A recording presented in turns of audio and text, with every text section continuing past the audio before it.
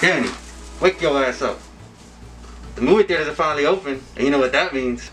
Don't enlighten me. It's time for Mortal Kombat. What? Wait, are you wearing a Scorpion mask right now? Yeah.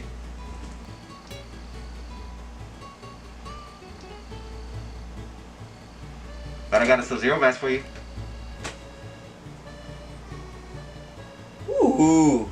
How about after the movie, we come home, sit in a circle, and review the film? You had me at circle. Oh, damn. See, I told you this is a good idea, Danny. But, where'd you get this new stuff from again? Outworld.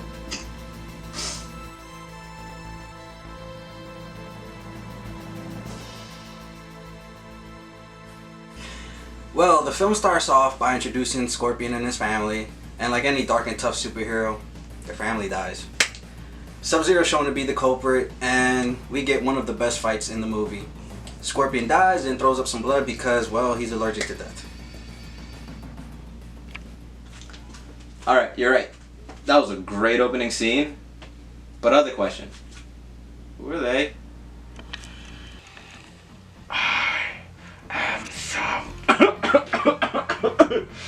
What in the Elder Gods is this? That smells like Outworld.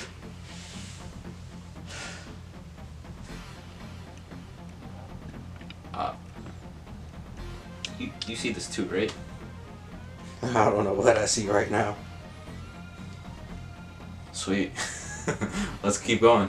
So we open up on Cole Young, who's played by Louis Tan. Cole Young's supposed to be some kind of ex-pro fighter or something, but I'm really not getting that considering that he gets his ass whipped in the first 30 seconds of the movie. That Cole, he seems like a weakling. I'm glad to know he's not a part of my bloodline.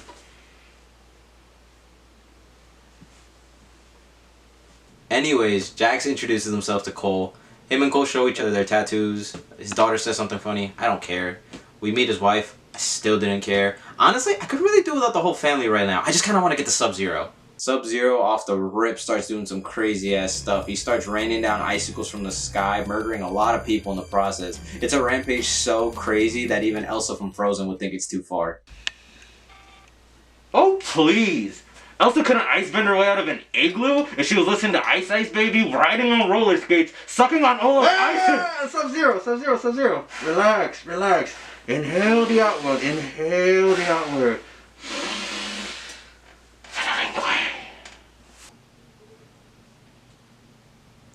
Anyways, Jax is talking to Cole now about the mark, about how he has to find Sonya Blade. He honestly sounds like a little bit of a conspiracy theorist. It's kind of funny.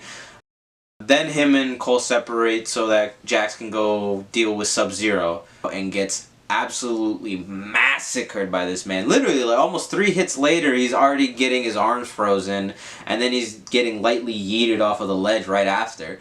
You get a stage fatality and a fatality all in the same scene, and it's fucking amazing. Ah, yes, so this is where I make my entrance to make the save and kick Sub-Zero's ass. Scorpion? Just let me stop you right there. You already missed yourself. You probably blinked when it happened. Wait, what? I swear by the Elder Gods, if this SOB gets more screen time than me, I'm going to unleash another round of hellfire on everyone in this room.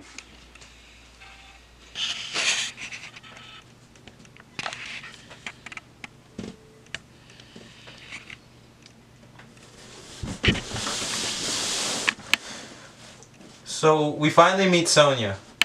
Junior, finish the rest. So we're introduced to the real star of this movie, Kano, who is played by Josh Lawson. And this man absolutely kills it. This man is hilarious. He's an asshole, but he's a good asshole. So there's a lot of exposition in this movie, and I mean there's a lot of exposition in this movie. So let me break it down. So the fighters with the markers have been chosen to represent Earthrealm in Mortal Kombat. Outworld has won 9 of 10 tournaments of Mortal Kombat, and if they win one more, then they can invade Earth. So they get ambushed by a reptile, and we get a pretty serviceable fight. Cole gets thrown around, Sonya gets thrown around, and good old Kano makes the save. And what I love about this fight scene, and I think the whole fandom can agree, is Kano's Fatality.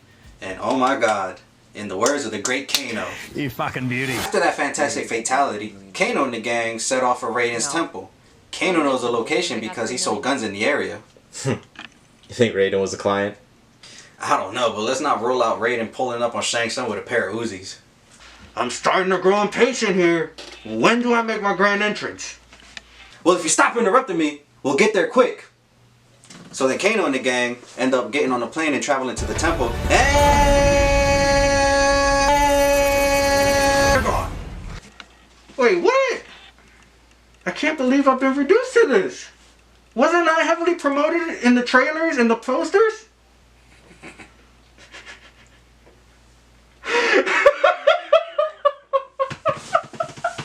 So we arrive to the temple, and basically this is the rest of the exposition for the movie, but it's done in probably the best way. It's just a museum worth of, you know, Mortal Kombat lore, ranging from Shinnok's amulet, you got Shao Kahn in the background, the first Kung Lao, and we finally get introduced to Raiden, who's played by Tadanobu Asano. I hope I didn't butcher that. And all I could think about when I was watching Raiden is, why didn't you just teleport everybody to you? I mean, you had all that time to get an idea where your champions were. I don't know why you weren't ready to like teleport them as soon as you could have. And Raiden basically explains the rest of the rules of the tournament to anybody that doesn't know the rules of the tournament at this point. And he's a lot more useless in this movie than MK95. At least Christopher Lambert kind of got in between the fights and even almost fought himself, even though it probably would have like doomed Earthrealm. Hold up. Yeah, you're right. And then, why does Raiden go on to make fun of Kano and the gang? And why did he have the audacity to put his hands on Kano? Yeah, I know, right? And what's with the whole discrimination against Sonya Blade? She just wants to be included. Like, come on, who's ever gonna be this down to join Mortal Kombat? Then suddenly, Team Evil appears with Shang Tsung and his Monstars, and they're about to go kill our Earthrealm heroes. Immediately, Raiden starts putting up a force field, which he probably should have done a lot earlier. Again, I don't know why you're not protecting your guys, but that's whatever. And then afterwards, Liu Kang starts going on about finding some Arcanines. Arcanas. Oh, right. Arcanas. I'm not a big fan of the explanation of how they got their powers. I don't see why Raiden can't just give them the powers. Like, it'd just be a simpler, quicker resolution so we can get more to the fun stuff. So after a quick training montage, they all start eating at the table, and Kung Lao and Liu Kang both have an exchange with Kano. And when I was hoping maybe the whole team would kind of pile in and bag on Kano too, and maybe Cole would finally stand up for himself even like for a sec.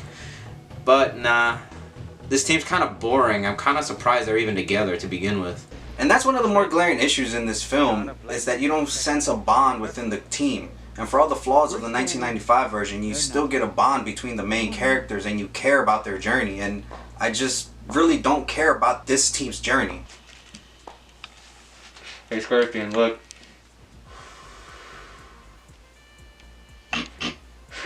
Usually it's my cold breath, but not this time. So at this point of the movie, we get introduced to Cabal and the rest of Team Evil. And I really enjoy his portrayal. He's basically another Kano, just in an iron lung. And the others don't even talk. We get no indication of their personality. We don't even get to meet Goro yet, just his shadow. And so Cabal manages to convince Kano to switch sides, and he helps him bring down Raiden's force field. Wait, aren't you forgetting something? You're right. I forgot about Cole. Gosh, that man's such a forgettable character. So Cole is having trouble finding his Arcana? Yeah, his Arcana. Raiden proceeds to roast him and tell him the reason for his mark, and he basically tells him that he's from the Scorpion bloodline.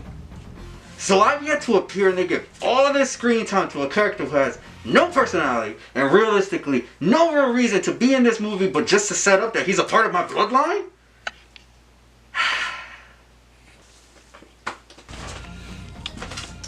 Don't worry, Scorpion. You're still a badass to me. So the movie tries to get us to sympathize with Cole. I think Raiden sends him away because he couldn't find his Arcana, so he sends him to be with his family for a little bit longer. Just as this happens, Shang Tsung arrives with his new Team Evil and they attack our Earthrealm champions. This fight scene is really, really good. I like how everybody splits apart and starts fighting their own opposition. But the highlight of this scene is Kung Lao ripping Nitara in half using his hat as a buzzsaw. It's so gory and it's so satisfying. So he gets his soul stolen and it's just really anticlimactic. Why did no one help him? There was 3 of them around there. Like, why did anybody just throw hands with Shang Tsung at some point? We get introduced to Goro, and in the games, Goro is one of the hardest and most memorable sub-bosses, but here they treat him like expendable muscle because there is no build-up whatsoever for him. Because in the 1995 version, we got to hear him speak and actually pile up a bunch of bodies before his eventual downfall to Johnny Cage. But here, he only gets grunts and 1 line of dialogue. And for what? To get Cole to finally find his Arcana? And what's his power? Literal plot armor. Okay, not really. But it is some type of armor with knives, and I guess it can absorb damage and release it. The movie never explains it, and at this point, I just didn't care to ask. So Goro gets his good hand chopped off and gets gutted like a fish. Hey look, at least he didn't completely disgrace your family name. Then again, did he even win a fight? No, he didn't. Even when he was fighting Goro, he needed help from his wife. And even after he got his powers, he still got his ass handed to him. So what's your point? You sure I shouldn't have killed your baby when I had the chance? So Cole beats Goro and Raiden teleports Cole back to the temple just to teleport them to another place called the Void. Wait, so you're telling me he could have done that the whole time? I mean, at this point, are you really surprised? Alright, so we finally get into the 3rd act of the movie where Cole gives a big speech about how we can win this with friendship, people. He wants friendship to win everything. These guys at the table. Friends, yeah. So Cole devises a plan where he has Raiden teleport everybody to their own respective stages. We get Jax versus Raiko, we get Sonya versus Kano, and we get Liu Kang and Cole teaming up to fight up against Cabal and Mileena. And we get a montage of fights that range from really good to just pretty decent. My favorite one was actually the Sonya Blade and Kano fight. I got a bone to pick with this scene. Why did Jax and Raiko set us up with a stage fatality and never pull it off? Now, look, I'm not trying to say that Jax's fatality wasn't gory, bloody, and beautiful, but why would you give us a setup for a stage fatality and not use it? It's a missed opportunity, movie. So after the heroes defeat Team Evil, Sub-Zero kidnaps Cole's family and Cole goes after him. The kidnapping setup is really nice and ominous, kind of like a horror movie.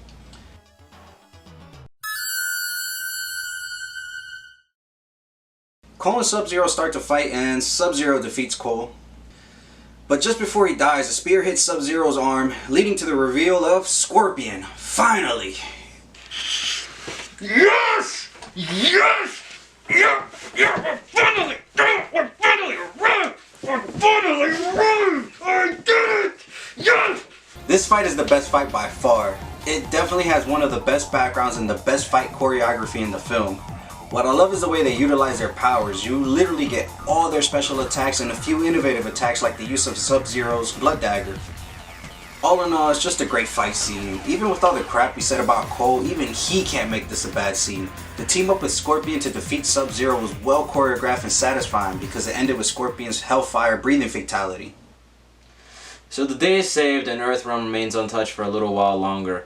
And the movie starts wrapping up as you would think. Raiden banishes away Shang Tsung until the tournament, but not before Shang Tsung can give a vague threat about his power. And the film ends with Raiden giving Team Earthrealm a new task and finding the new champions, starting with Johnny Cage.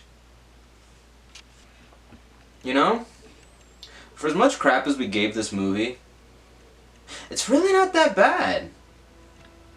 The fighting, effects, and overall look of the movie is fantastic, and it does feel like a Mortal Kombat movie that I do want to watch, but it just suffers too much from trying to manage too many characters and too many ideas that weren't able to be given proper screen time. So some things are really entertaining, and then other people just tend to fall flat. Honestly, you could say it never really reaches its full potential.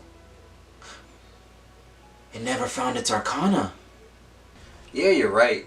And honestly, a lot of the ideas that they did manage to pull off were entertaining as hell.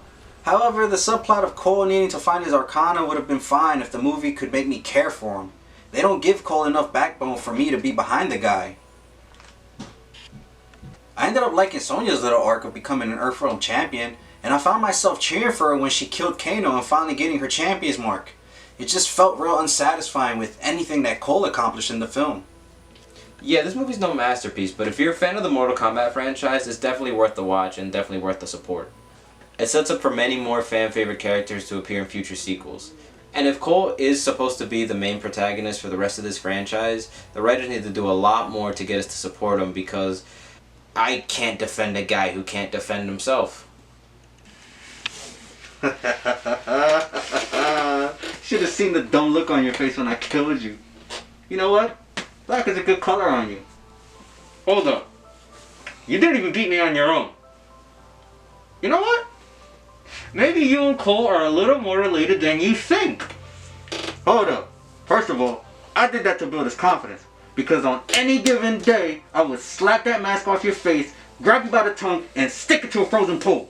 Just like I froze your family. Is this really about to happen? Man, I don't know if it's the Outworld, but we need to do this more often. That's it! I've had enough of you! I challenge you to Mortal Kombat! Oh, I've been waiting to hand out this ass whooping all day.